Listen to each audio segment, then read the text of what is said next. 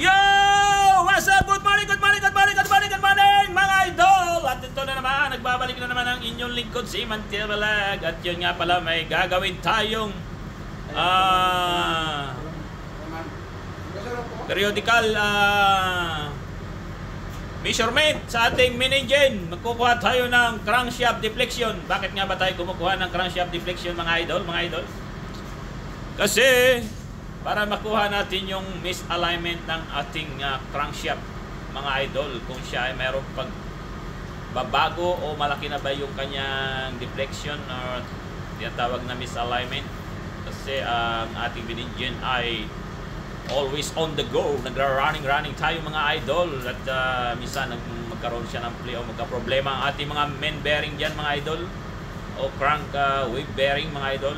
Kaya yun, ito nga pala ang ating pagkuha. Medyo malamig, kaya okay ang ating pagkuha malamig na lugar mga idol. Kaya samahan nyo kami at magkakandak ng ating deflection ng ating walang iba na sa ating second engineer. Kaya yun, samahan nyo kami mga idol. Very very good, malamig. Yeah, what's up mama chup chup. I played it innocent, a feel of discontent. I'm finally facing it all, fearless. Ito nga mga idol, ito ang ating gauge mga idol. Yan, ito ang para sa main engine mga idol. Yan. Meron tayo mga idol na negative at saka positive mga idol. Yeah, right. Kasi ganito yan mga idol. Tingnan natin dito sa manual natin mga idol. Yan o.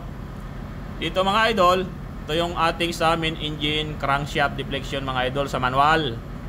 Tapos ito ang guide sa atin mga idol. Yan o. Titingnan lang natin yan sa ating manual mga idol. Yan. Pag ito mga idol, medyo yan, lalagay natin yung ating gauge dyan. Yan, dito mga idol, oh. Kikita nyo yan, mga idol, yan. Bali dyan yung ating gauge, yung posisyon. Tapos yan, pag medyo ganyan ng mga idol, yan, bilang bumuka yung ating crank wave. Ibig sabihin, bumuka ka.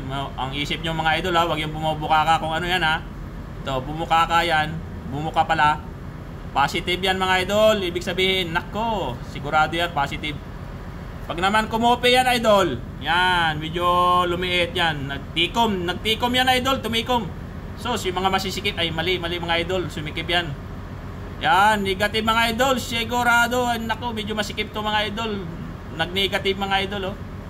Yan, tapos pag magpo-proceed na tayo mga idol, yan, yung dito proceed tayo. Bale, nakaharap tayo forward. Ang ikot clockwise. Yan mga idol. Bale, yan dito natin ilalagay yung ating gauge. Bale, B1 yan. Sa B1, ikot pa ganon mga idol hanggang pumunta sa kabila, hanggang B2 mga idol. Yan. Tapos tingnan natin yung ating limit idol. Dito rin may mga limit yan dito. Yan. Yung ating makina ay ito sa baba. Yan, S50 ME-C8. Yan, tapos mga standard niya dito 23 to 47.23 to 0.47 yan mga idol. Tapos pag dito naman sa gitna, realign 0.62 at saka 0.70. Ibig sabihin, realignment recommended. Yan mga idol, oh. Tapos dito yung maximum permissible mga idol. Yan, dito sa baba. Yan, 0.94 mga idol. Halos wala, ang 1mm lang yan, oh. Yan. At yun nga, pag nag-proceed dito sa ating manual mga idol, meron tayo tinatawag dito na yung horizontal at saka vertical deflection. Yan, yung ating B1 ipa-plus sa B2, tapos i-divide mo yan sa 2 mga idol. Ang resulta niya yung B. Tapos yung nakuha mo resulta na B, yung top, ima-minus mo yung si B, yung si bottom na nakuha na yan. Yung yan na resulta dito yung sa vertical deflection mga idol. Yan, oh. At yun mga idol, samahan nyo kami at magkukuha na tayo. Napaka-importante nito mga idol, ang pagkuha ng crankshaft deflection ng ating main engine, para malaman natin kung may abnormality na ba yung ating crankshaft. Yan. Samahan nyo kami pagkuha mga idol. Punta na tayo sa baba mga idol. And muamua chup chup. Sir, paano pala? Kung Ano yan? negative. Ah. Negative. Negative 30. Negative 0.30. Ha? Negative 0.30. Negative yun. Negative pa rin siya. Eh, divide mo lang sa 100. Negative pa rin. Oo, negative pa rin. Basta negative. Kasi para makuha mo yung play ng ganun. Saka yung buka. Kung ano yung reading mo, Oo, yun. kung negative, negative pa rin siya. Kahit Oo, i-divide mo siya. yeah. At yun nga pala mga idol, may additional tayo. At pag maglalagay nga pala kayo mga idol nitong gauge, lalagay nyo ito mga idol doon sa, ipipit nyo sa mga 3mm mga idol. Yan o. Yung ikot nyan mga idol, lagay nyo sa mga 3. Yan. 3 yan sa mga 3mm. Tatlong ikot yan idol. Yan, 3mm yan. Para may, pag ilagay mo itong gauge na ito doon, magpe-play yan ng positive at negative. Yan, yan ganyan. Pag pumunta sa kabila, positive. Pag pumunta sa kabila, negative. Ibig sabihin, pag bumuka, positive. Ay, mahilig kayo sa buka ha. Pag naman negative, oy, sumikip. Hehehe, alam na. Ito, dito ka mag-adjust yan mga idol to ha. Yung mga hindi pa marunong niya mga idol. Yan, panoorin yung video na ito at yung mga gusto niya matuto mga idol. Yan, ito yung adjustment. Tapos ipaplastar na yan doon sa loob mga idol. Ingat lang kayo sa pagkuha mga idol at madulas dyan. Alam nyo naman, may padulas. Ha! Alam nyo, may padulas. Eh, kukuha ng masikip at saka maluwag. Yeah, mga idol ha. Enjoy. Always safety lang mga idol. At yun. At proceed na tayo mga idol. At sana meron kayong matutunan konti dito, matutunan. Paano pagkuha ng crankshaft deflection. Yeah, what's up?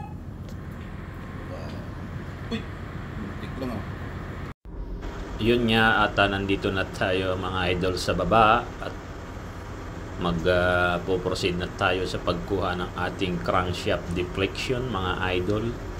At tuwing kukuha tayo ng crankshaft deflection ay gawing maingat kasi ay madulas ang parts na ito kasi marami ditong mga oil at nakahanda na i-prepare na din natin dyan yung enclosed space natin kasi isa ito kasama sa enclosed space mga idol tsaka sa toolbox meeting. Ayan na nga at mga idol at pinaplastar na natin yung ating measuring gauge yan sa party na yan mga idol, yung paglagay ng ating measurement gauge ng crankshaft deflection mga idol. Yan, nakita nyo naman mga idol, may mga langis-langis dyan at yun nga, kailangan mayroon tayong headlight at i-adjust nga natin yan ng 0 sa seat natin ng 0 tapos suriin ng mabuti at ng hindi mahalaglag yung pagkakatayo. At pag okay ng mga idol ay ipoproceed na natin itong i-crank ng clockwise mga idol. Kung ano yung ikot ng may engine na ahead ay yun yung ating procedure na pag-ikot mga idol. Kaya yun, sana ay may matutunan kayo ng mga kung paano pagsukat ng crankshaft deflection mga idol. And God bless us all and gawing ingat lang lagi sa mga ginagawang mga maintenance at mga periodical inspection. Diyan nga pala ay nag-inspection na rin tayo ng mga bearing, mga bolts para ma-inspection lahat kayo and proceed na at pag-ikot na natin mga idol. At yun na nga mga idol, natapos na tayo ng pagkuha ng ating crankshaft deflection na ginanap at kinuha ng ating sipag na sikan engineer. Ayan o, ito na yung ating kuha mga idol. Yan, crankshaft deflection mga idol.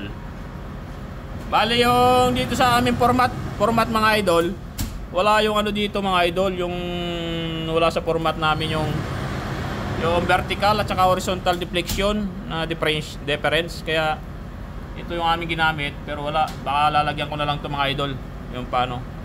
Tapos ito yung nakuha kasi nakalagay dito mga idol, bearing bearing clearance mga idol, ibang format. Tapos ito yung kuha natin. Bali ilagay nyo dyan yung nyo mga idol, standard. Tapos yung maximum limit mga idol, lagay nyo dyan para malaman. Tapos ito na yung kuha natin mga idol. Pinakamalaki lang natin nakuha mga idol sa may uno, yung 0.3 lang mga idol. Kaya yung ating mga kuha Sa mga limit pa yan, wala, maliliit lang oh. Maganda pa yung ano. Maganda yung ating crankshaft, wala masyadong malaking play. Yan mga idol. Yo yan oh. Yan. Maganda pa mga idol. At thanks at ayos yung ating ano, yung pagkuha ng deflection. Dito nga pala sa amin, ang pagkuha mga idol ay every 3 months or 6 months ginaganap yung pag-deflection mga idol. Interval. Tapos kukunin yung temperature mga idol, temperature. Yung iba may displacement pa to mga idol, yung kargada. Wala dito, temperature lang dito. Tapos trim pala idol, trim yan oh. Trim.